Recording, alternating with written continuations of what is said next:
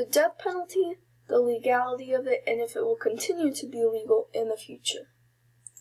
So first of all, the death penalty is the use of execution as a punishment for a capital crime. So what that means is if somebody were to commit a certain crime, a capital crime, in a state where the death penalty is legal, execution could be used as punishment for that.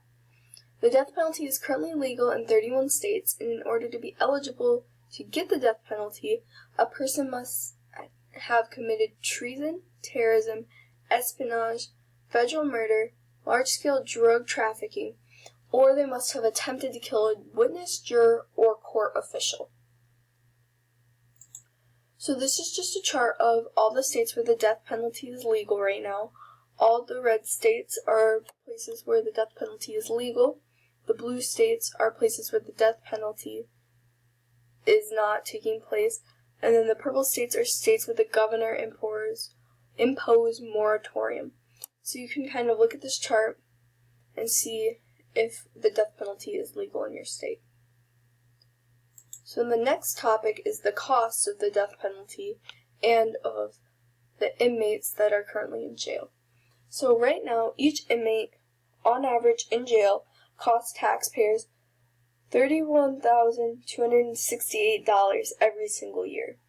However, each inmate on death row costs taxpayers an average of $90,000 every single year. So really, the death row inmates cost about 3 times as much as a regular inmate. The cost of the drugs used in the lethal injection is just above $86, so that is relatively inexpensive. And the reason that inmates on death row cost taxpayers so much more is because they are in a higher security area, and they also have to be treated better because they are going to be passing away soon due to the death penalty.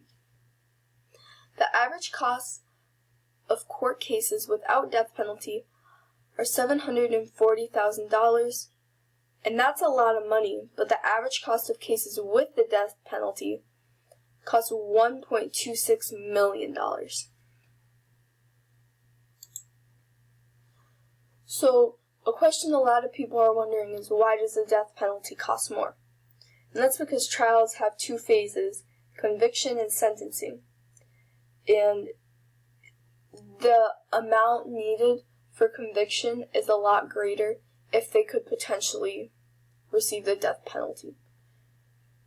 And because of this, more investigation is done to ensure that the verdict is accurate, because as a nation, we don't want to send somebody away to be lethally injected if they were not really guilty. And so it costs a lot more because more investigation is involved to make sure that we are accurate. And then, even if all this investigation and everything takes place, if at sentencing the death penalty isn't the end result, taxpayers still have to pay for the trial that already ensued, and they have to pay for that extra investigation work. And then additionally, the person would be normally, if they are not executed, incarcerated for life. So then the remainder of that person's life, taxpayers would be paying the money, which they have to pay for every inmate yearly. So, despite the trial costing less, depending on how long a person's sentence is, the cumulative cost of life in prison can be less of the death penalty, but this is a rare instance. So the average fixed cost for the death penalty is $1,260,000, and then the average yearly cost to maintain and hold somebody who is getting the death penalty is $90,000. So that's a total of $1,350,000 on death row. Now for a non-death penalty sentence, the average fixed cost is $740,000 plus every year $31,268. So 20 years in prison for 1 year on death row. That would be the cost of taxpayers. And then there would be an additional 3 years added on to that to make it less for every 1 year on death row. So a person would have to spend 20 years in prison to break even with what it would cost for 1 year on death row. So a lot of people consider death row to be cheaper, but in actuality, unless the person would be spending 20 plus years in prison and the death row would be carried out within a year, the cost would actually be a lot more. And if the person were to not be taken from death row and to be executed after a year, there would be an additional 3 years needed in regular prison for every 1 year paid for somebody in death row. And so there is the potential for it to be cheaper, but it would be very, very extremely rare. Now, people who are pro-death penalty have very many arguments for that. The first is that it can be cheaper in some cases. And we just talked about that, and that is not very common for it to be cheaper, but it's true, it can be cheaper in certain cases. Many people also believe that having the death penalty as an option deters felonies, because dying could sometimes seem less favorable than spending life in prison, so people may not want to commit felonies as often if their death could be a result of it. No death penalty is actually proven to result in a higher crime rate because, like we said before, having the death penalty deters felonies, so if that death penalty is there, then crime rates will potentially drop. Death penalty could be considered higher punishment.